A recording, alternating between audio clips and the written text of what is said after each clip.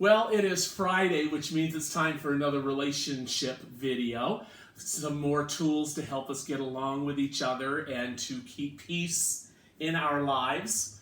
We're going to talk about boundaries, and the best story I ever heard about boundaries was shared by Gary Smalley. And Gary Smalley had moved to the Branson area in Missouri. He had several acres of land, and he needed a road coming from the main road, driveway, coming from the main road to his house. And so he hired this guy who came in with this large loader and plowed a road for him to come in. And then the guy shut everything down when he was done, and he said, so I've got some other projects going with some other equipment, so I'm not going to be back for about a week, but if you need to do anything else, the keys are in it, just use it. And Gary Smalley thought, wow, this is so cool. I get to drive this big piece of equipment. And so he just went crazy with it. He started making different roads, from the garage down toward the lake, and he was up on top of the hill behind his home. And there was this old little barbed wire fence. He tore that out, and he found some flagstone up there. So he put it on the loader, brought it down, and put it in his front yard. And after he was all done doing this, he went in and told his wife Norma. He said, Norma, I found this great stock of flagstone up on the top of our property, and I just think it would make such a great walkway. And so about 2 days later, someone knocks on his door, and it's the neighbor that lives on the other side of him. And he said, why did you tear down my fence? And why did you steal the flagstone that I was going to use to make my patio? And Gary Smalley said, oh, I'm so sorry, I didn't realize it was your property. And the illustration is a perfect illustration for boundaries, because that dilapidated barbed wire fence that Gary Smalley came across was the boundary marker. It's what marked his neighbor's property from his property, and him in his massive loader just tore it all out and just took things from the neighbor's property and brought it onto his property. And that is a perfect illustration of how boundaries are supposed to work and not supposed to work. Okay, so when we talk about boundaries, think of a fence. If you want to think of a picket fence outside the front of your home, and with your picket fence you have a gate, and that gate has a latch and that gate has a lock. And the people that you let into your property, you invite in, you unlock the gate, you open the gate, you tell them to come on in. Now if somebody bulldozes through your fence and tears out your gate, you feel violated. It's like, what gave you the right to do that? So I want to talk about three types of boundaries today. I want to talk about rigid boundaries, porous boundaries, and healthy boundaries. And let me kind of give you a definition of each of them for just a second. If you have rigid boundaries, you just don't have a picket fence in front of your house. You have a 14-foot cement block wall with barbed wire and concertina wire on top of it. Electrified. Okay, rigid boundaries, they avoid intimacy, they have no close relationships, they never ask anybody for help ever, regardless of what they're going through. They're very, very protective of personal information. You will never know anything about them because they live behind the cement block wall. And they may seem detached even from their partner, and they always keep people at a distance. And a lot of that is to avoid the possibility of rejection. And then there's porous boundaries, which are boundaries that have holes in them. And these are people, and as we go through these, when I said rigid boundaries, I started describing that, you already knew some people in your life. Well, that's them. I've known them for 20 years, and I don't even know them. I know nothing about them, never been in their home, never known anything about their personal life. And then there's the other people, the porous boundary people, and they are the ones that are always oversharing information, personal information. They will never say no to anyone, no matter what they're asked to do. They are overly involved in other people's problems. They're dependent on the opinions of others because they feel rejection anytime that they don't comply with what everyone else wants them to do. And they're the ones that are accepting of their fence being broken into. They're accepting of their flagstone being stolen.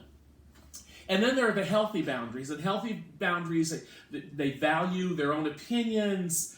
They don't compromise their values for others. They share appropriate personal information.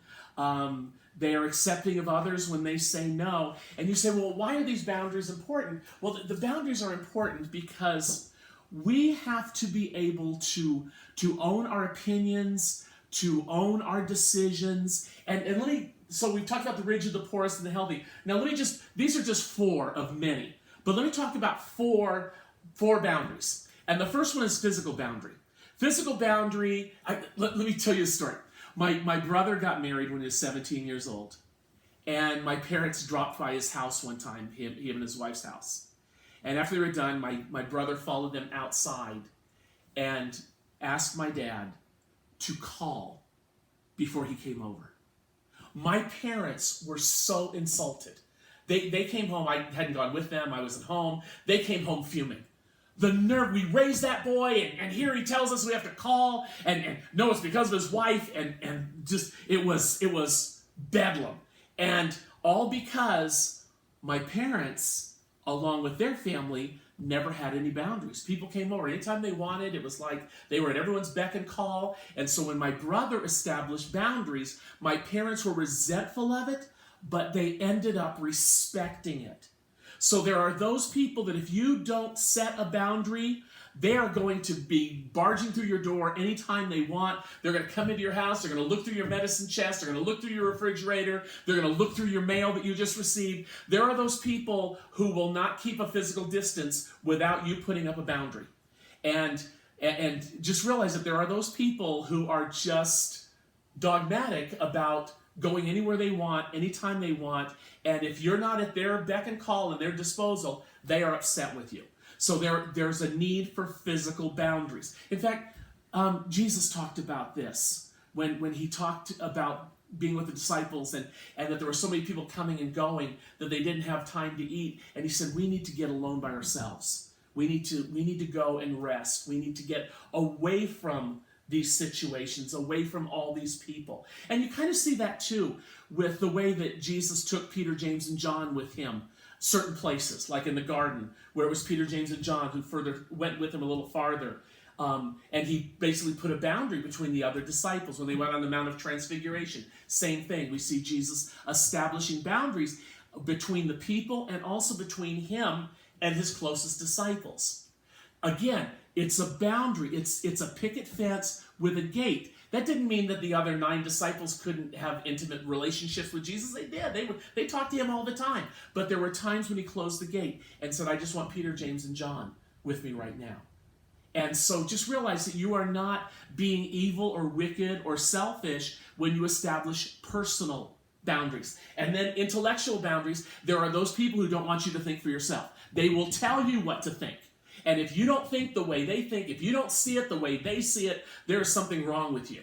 And we see this all the time with people that are consumed with conspiracies. It's like never ending. And they tell you that this is the whole thing is a conspiracy. And if you don't go along with them, that's it. You're an idiot. You just don't know what you're talking about. So there are those who don't allow you to think on your own. You have to be able to think on your own. That's an intellectual boundary. And then there's material boundary. And a lot of times this is a husband and wife issue.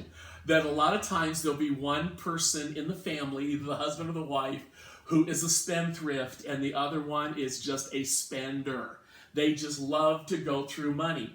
And a lot of times in the relationship, if it's the male who is the spender, then sometimes we throw up, wives submit to your husbands in all things, or we throw out something else along those lines, like I am the decision maker. But you need to realize that your spouse may be a better decision maker when it comes to finances than you are. And one of the things about being married is that you can rely on one another's strength, and it's never a threat.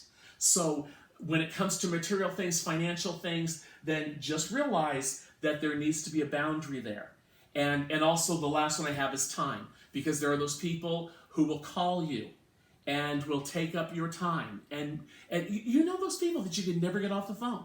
Once they start talking about themselves and talking about their stories, it just never ends. So it isn't wrong, it isn't evil for you to establish boundaries. In fact, when Adam received his wife Eve as his wife, one of the things he said was, "For this cause a man will leave his father and his mother and will cleave to his wife, and the two shall become one flesh." And what we see there is a boundary. That there is a boundary of leaving and the boundary of cleaving. And so when it comes to boundaries, boundaries are essential. They're important. Don't feel that you are evil for having boundaries, and always be respectful of other people's boundaries. Allow people in your life to say no to you, to say no to something that you want to do, because they have personal boundaries in the same way you have personal boundaries. Okay, that's your lesson for Friday. God bless you. Have a wonderful rest of your week. We'll be broadcasting on Facebook Live and on Periscope, 9:30 on Sunday morning, so tune in. Shortly after the message will be up on Instagram. It will also be up on YouTube as well. So we will have all that available for you. God bless you. Have a wonderful rest of your day, and we'll talk again very, very soon.